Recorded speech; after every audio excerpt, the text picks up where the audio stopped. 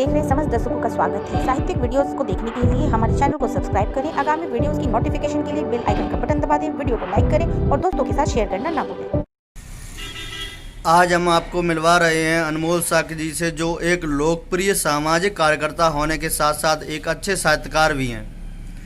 अनमोल जी, सबसे पहले तो आपसे जानना चाहेंगे कि आप कब से साहित्य जगत से जुड़े हैं और ऐसी क्या खास वजह रही जो आप साहित्य जगत से जुड़े? देखिए, मेरा साहित्य जगत से बचपन का नाता है। मेरे पिताश्री डॉक्टर हरिश्चंद्र साक्य जी हिंदुस्तान के एक जाने माने साहित्यकार हैं। उनसे मुझे तमाम चीजें विरासत में सीखने को मिली। कह सकते हैं कि मैं साहित्य जगत से जुड़ने की प्रेरणा मुझे विरासत में मिली। जी अनमोल जी, साहित्य की किस विधा में आपने अपने आप को ज्यादा स्थापित किया है? देखिए, साहित्य की कई विधाओं में मैंने लेखन कार्य किया है। किसी एक स्पेशल विधा का मैं नाम नहीं ले सकता हूँ। साहित्य की तमाम विधाएं ऐसी हैं जिन पर मैंने लेखन कार्य किया है। कोई भी विधा, शायद ही कोई विधा ऐसी हो जो अछूती हो।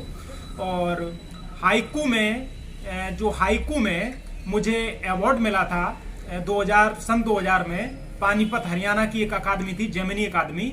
आयु कोई रही होगी मेरी 8 वर्ष, लेकिन मैं ज्यादातर एक विशेष तौर पर हाइकू के लिए जाना गया। लेकिन हाँ, मैंने लेखन कार्य अन्य विधाओं में भी किया है। अनमोल जी, आपने जो अभी अभी हाइकू का जिक्र किया था, ये हाइकू किस प्रकार की रचना है? देखिए, हाइकू एक मूलतः जापानी मूल का छंद है। इसकी पहली लाइन में 5 अक्षर, दूसरी लाइन में 7 अक्षर और तीसरी लाइन में भी 5 अक्षर होते हैं। और एक बहुत ही संक्षिप्त एक छंद है ये। अनमोल जी कहते हैं कि साहित्यकार अपनी लेखनी के माध्यम से समाज को नई दिशा देता है, मगर आज खुद साहित्य की दिशा और दशा बदलती ही जा रही है। इस पर आप क्या कहेंगे? देखिए, दिशा सिर्फ साहित्य की नहीं बदल रही है, बहुत सी चीजों की बदल रही है। दिशा और दशा कई चीजों की बदल रही है। हाँ, मानते हैं साहित्य भी इससे अछूता नहीं है। देखिए, किसी भी चीज का प्रसार जब होता है, जब भी किसी चीज का प्रसार होता है, तो उसमें भांति भांति की मानसिकता के लोग भी जुड़ जाते हैं। तो यही साहित्य में भी हुआ है। तमाम अश्लील और ऐसी अश्लील मानसिकता के साहित्यकारों का भी प्रवेश हो गया है।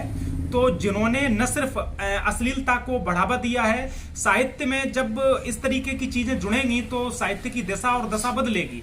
और यही कारण है कि आज युवा पीढ़ी जो है वो साहित्य से थोड़ी दूर हटती जा रही है और साहित्य अपने आप में सिमटता जा रहा है। यही सबसे बड़े कारणों में से एक है कि साहित्य की दिशा और दशा बदलने का। हालांकि कारण और भी हैं, ये एक बहुत ही विस्तार पूर्वक चर्चा करने का विषय है। अनमोल जी, आप काफी समय से हिंदी को राष्ट्रभाषा का दर्जा दिलाने की मांग सरकार से कर रहे हैं। आखिर क्यों हिंदी राष्ट्रभाषा नहीं बन पा रही है? जी, सबसे बड़ा कारण ये है कि हिंदी को राष्ट्रभाषा का दर्जा बहुत पहले मिल गया होता है। हमारे यहाँ तमाम साहित्यकार बंधु हैं, हिंदी प्रेमी बंधु भी हैं, लेकिन होता क्या है कि हिंदी को सब चाहते हैं कि राष्ट्रभाषा का दर्जा मिले, लेकिन रोड पर कोई भी नहीं आना चाहता। आंदोलन कोई भी नहीं करना चाहता। और अगर करते भी तो 14 सितंबर तक उनका आंदोलन, जोश खरोश सब समट जाता है। लेकिन 14 सितंबर के अलावा साल के और भी बाकी दिनों में भी हमारे अंदर जोश खरोश रहे तो मुझे लगता है कि हिंदी को राष्ट्रभाषा का दर्जा मिल जाता। ऐसा नहीं है हिंदी पर लोगों ने कार्य नहीं किया या कार्य नहीं कर रहे हैं। बहुत से साहित्यकार बंधु कार्य कर रहे हैं, लेकिन है क्या कि तमाम संगठन हैं हिंदी के लिए ऐसे। लेकिन अगर ये पूछा जाए हिंदी के लिए कभी धरना कितने लोगों ने दिया, कि मुझे नहीं लगता संख्या नगण्य होगी। हिंदी के लिए लोगों ने पीएम को या सीएम को ज्ञापन कितने लोगों ने दिया, या कितने राजनीतिक संगठनों ने दिया, या कितने भी सामाजिक संगठन और कितने ऐसे संगठन हैं जो हिंदी पर ही कार्य कर रहे हैं, लेकिन उन्होंने खुलकर रोड पर आकर के ये सब मांग की हो, और की भी हो है तो बहुत नगण्य में। तो यही सारे कारण हैं कि हिंदी राष्ट्रभाषा बन जाती। और मैं चाहता हूं कि हिंदी राष्ट्रभाषा बने, लेकिन आंदोलन अगर इस धीमी रफ्तार से होंगे तो कभी नहीं बन पाएगी। हाँ, आंदोलन में बहुत ही तीव्रता हो, शांतिपूर्वक आंदोलन हो और सब मिलजुल कर ये मांग करें तो हिंदी राष्ट्रभाषा बन जाएगी। अनमोल जी, हम चाहते हैं आप अपने द्वारा लिखी हुई कोई कविता सुनाएं ताकि हमारे दर्शक भी आपकी कविता का लुत्फ उठा सकें। जी, बिल्कुल, मैं सुनाता हूँ। मैं अपने तमाम दर्शकों को अपने द्वारा लिखी हुई एक वीर रस की कविता सुना रहा हूं कि मुझे परवाह नहीं कि मेरी जान जाए, मुझे परवाह नहीं कि मेरी जान जाए, बस आरजू है कि मेरा लहू मेरे मुल्क के काम आए, बस आरजू है कि मेरा लहू मेरे मुल्क के काम आए।